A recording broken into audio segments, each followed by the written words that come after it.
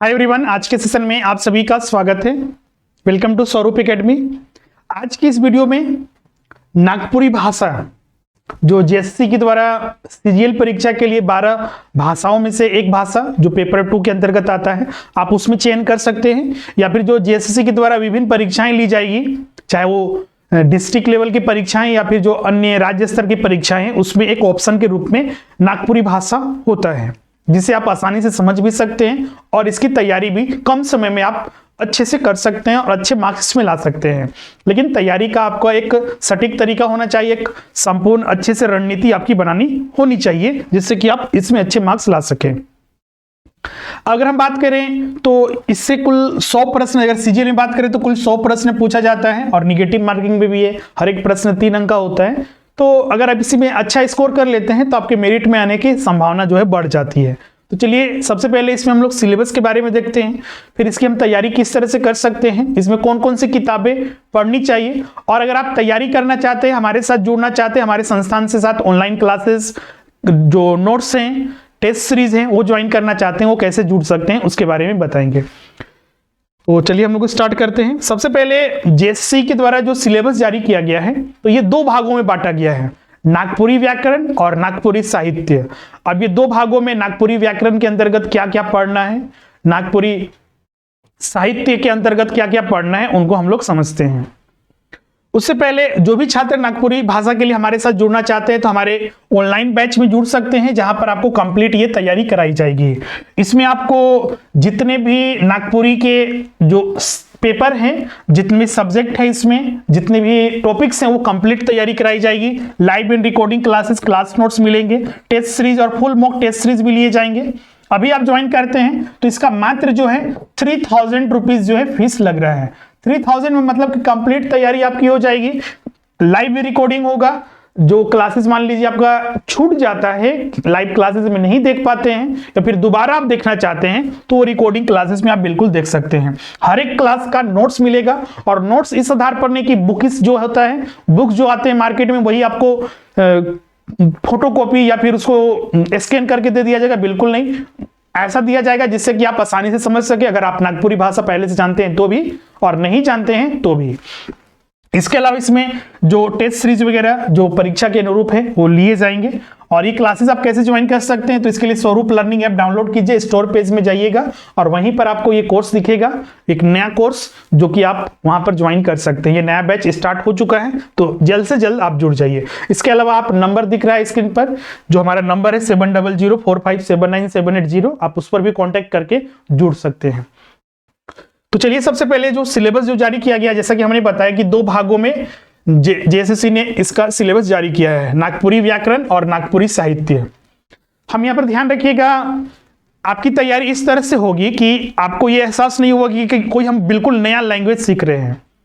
क्योंकि अगर हम अभी बात करें तो नागपुरी भाषा की, तो नागपुरी भाषा का विकास भी हिंदी भाषा के साथ ही हुआ है, और इसकी जो लिपि भी है वो देवनागरी लिपि के रूप में हम लोग इसे स्टडी करते हैं।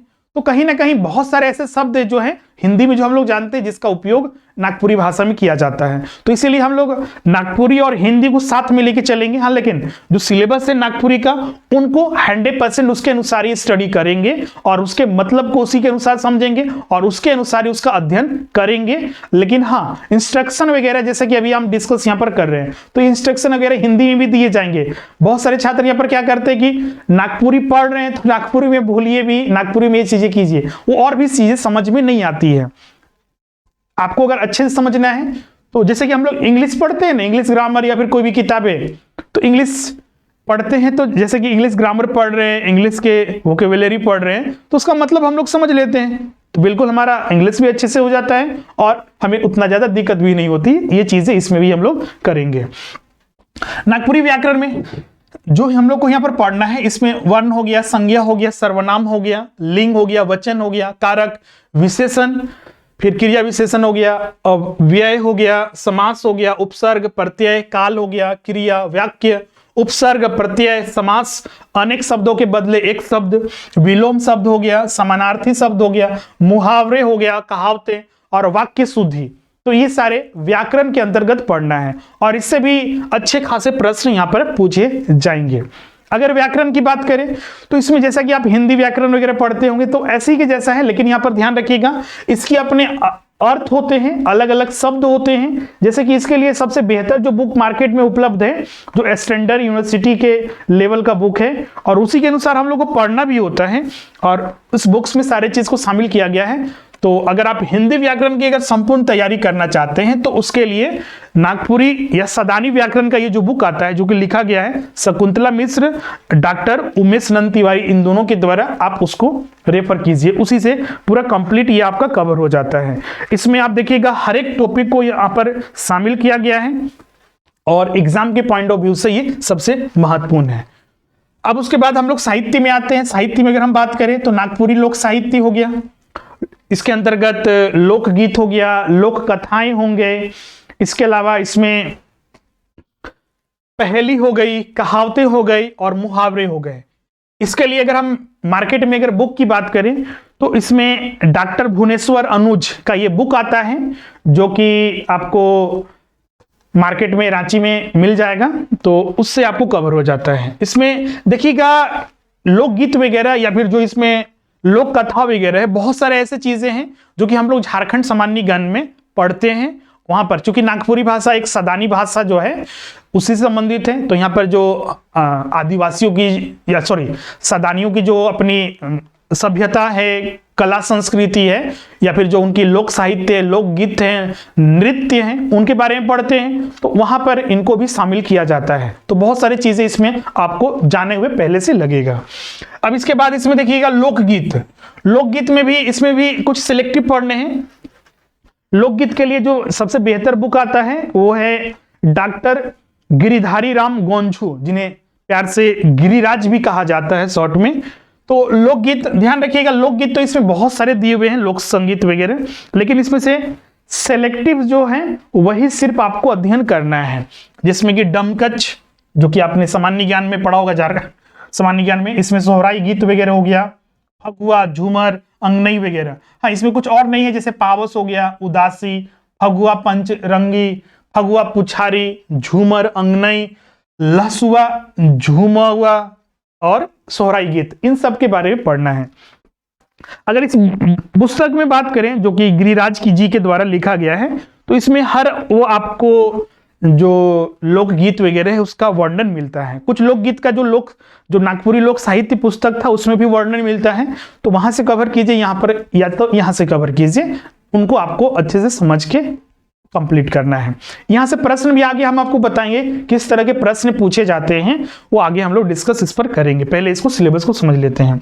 इसके बाद इसमें नागपुरी साहित्य को तीसरा भाग में नागपुरी लोक कथा, नागपुरी लोक कथा वगैरह अपने बहुत सारे बचपन में कहानी वगैरह, अगर आप रांची वगैरह होंगे, पलामू, या फिर हम अन्य क्षेत्रों की बात करें, लातेहार वगैरह से बिलोंग करते होंगे, तो वहां पर इन तरह की कहानियां वगैरह आप सुनते होंगे, उस तरह की कहानियां वगैरह सुनाई, जैसे कि सात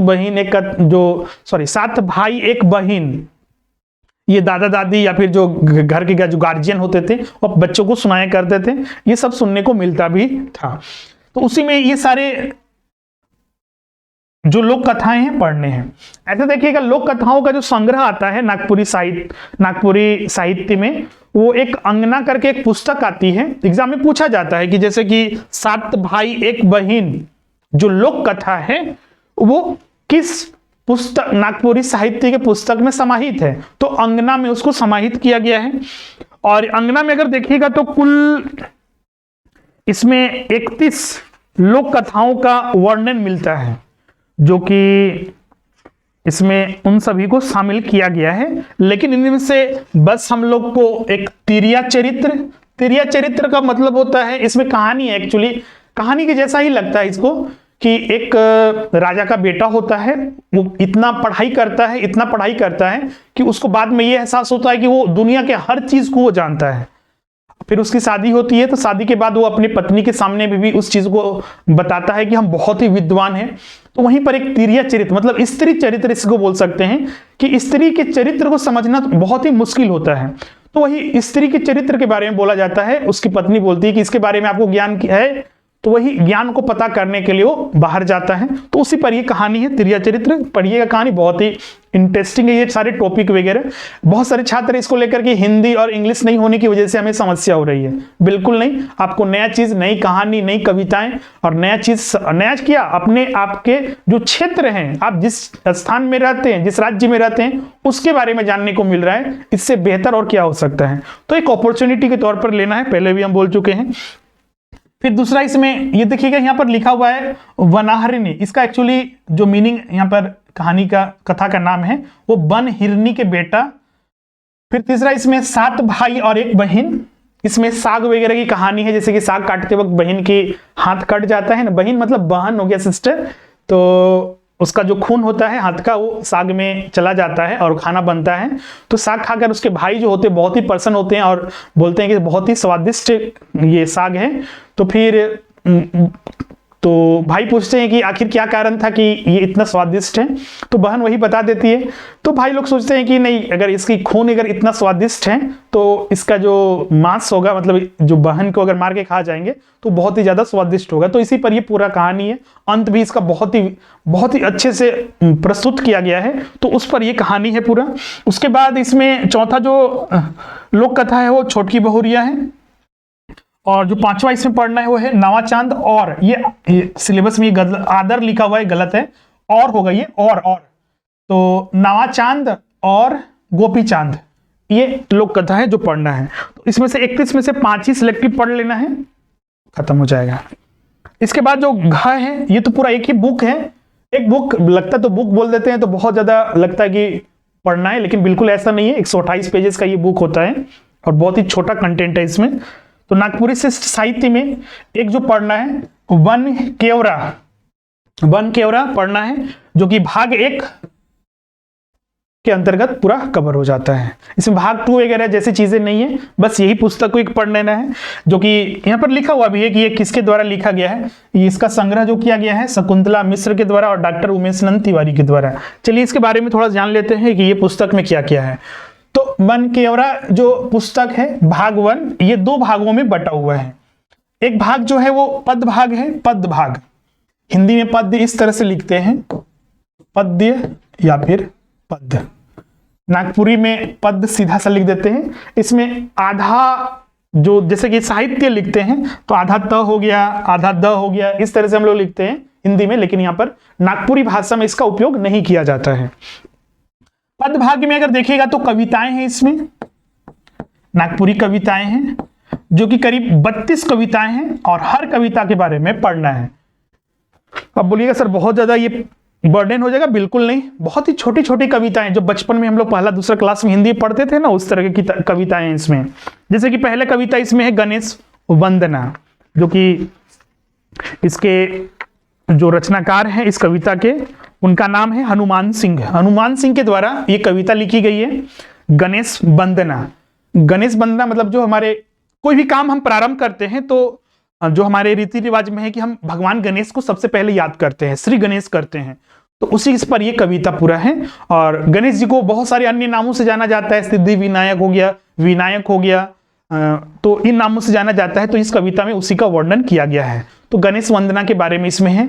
और इसका जो एग्जाम में प्रश्न यहाँ से कैसे पूछा जा सकता है, तो गणेश वंदना को किसके द्वारा लिखा गया है, गणेश वंदना में किस भगवान की पूजा की गई है, गणेश भगवान को अन्य नामों से कौन नामों से जाना जाता है, तो इस तरह के प्रश्न यहाँ से पूछा जा सकता है। तो इसको ध्यान में रखना है, बहुत ही आसान होगा। ध्यान रखिएगा एक एक पेजेस में, मतलब हाफ पेजेस में ये सारे कंप्लीट हो जाते हैं। ध्यान रखिएगा जितने भी वन केवरा में, चाहे वो गद्य भाग हो या फिर पद्य भाग हो, सबके भावार्थ समझना है। उसमें कुछ स्पेशल कैरेक्टर हैं, पात्र हैं, उनको समझना है। और उस कविता या फिर उस कहानी, नाटक या फिर उस निबंध का क्या अर्थ है, भावार्थ क्या है, उनको समझना है। और उसको क्यों दर्शाया गया है, उनमें किन किन चीजों का जिक्र किया गया है, उन सभी के बारे में हमें पता होना चाहिए। प्रश्न वहीं से पूछा जाता है। लिमिटेड टॉपिक है, लिमिटेड चीजों को आपको स्टडी करना है। अगर उतना कर लेते हैं प्रश्न आसानी से पकड़े जाएंगे। तो इसमें कुल 32 कविताएं होंगे। 32 कविताएं में सब कविता का तो हम यहाँ पर नाम तो नहीं ले रहे हैं, आगे हम पढ़ाएंगे तो आपको बताएंगे। इसके अलावा इसमें दूसरा कविता है श्री वृंदावन पर, इस घासी राम के द्वारा लिखा गया है। फिर तीसरा है विद्या सम धन नहीं, मतलब विद्या के जैसा कोई धन नहीं है, जय गोविंद मिश्र के द्वारा ये कविता लिखा गया है। तो इसी के बारे में कुल 32 कविताएं हैं। गद्य भाग में जाइएगा तो गद्य भाग भी 3 भागों में बटा हुआ है। कहानी है कुछ, इसमें कुछ नाटक है और कुछ निबंध है। इसमें कहानी, इसमें कुल 6 कहानी का वर्णन मिलता है और हर एक कहानी में वही आपको उस कहानी का अर्थ क्या है, वो क्यों लिखा गया है। जैसे कि हम लोग प्रेमचंद्र का कहानी पढ़ते थे तो गोदान हो गया, या फिर प्रेमचंद्र की सर्वश्रेष्ठ कहानियां के बारे में, तो उसमें पात्र वगैरह को देखते थे मुख्य रूप से, उनकी जो प्रस्तुति थी, सुंदर प्रस्तुति जो किया गया था किस कैरेक्टर पर, या फिर जो उसमें विभिन्न तरह के पात्र थे उनका क्या रोल था, तो उन चीज़ों के बारे में हम लोग ध्यान रखते थे। वही चीज़ यहाँ पर भी करना है। यहाँ पर कोई अलग स्पेशल कुछ चीज़ें नहीं करनी है कि यहाँ तो अलग चीज़ पूछ लिया जाएगा। क्लियर है यहाँ तक? तो ये 6 कहानियों में कौन कौन सी कहानी इस पुस्तक में शामिल किया गया है? तो इसमें एक त्रिफला है जो कि प्रफुल्ल कुमार राय के द्वारा लिखा गया है। फिर दूसरा जो है जाम डायर, जो कि सहनी उपेंद्र पाल नहन के द्वारा लिखा गया है। निमतिता, ये डॉक्टर शकुंतला मिश्र के द्वारा लिखा गया है। जखम, ये श्रीकांत के द्वारा। सुंदर, ये 3 कौड़ी साहू के द्वारा लिखा गया है। फिर बंगला कर सुख, ये डॉक्टर पंचम साहू के द्वारा लिखा गया है। बिसाही, ओमलता अखौरी के द्वारा। दीदी कर नाव चिट्ठी, ये डॉक्टर सविता कृषि के द्वारा लिखा गया है। तो ये 6 कहानियां हैं। 2 इसमें नाटक भी है। जो पहला नाटक है इसमें वह है करम बिहान, एक नाटक है जो कि डॉक्टर गिरिराज राम गोंजू, जो जिनको गिरिराज के नाम से भी जानते हैं, उनके द्वारा। फिर दूसरा नाटक है इंजोत। इंजोत नाटक जो लिखा गया है 3 कौड़ी साहू के द्वारा लिखा गया है। इसके बाद निबंध। निबंध जो है इसमें 6 निबंध है।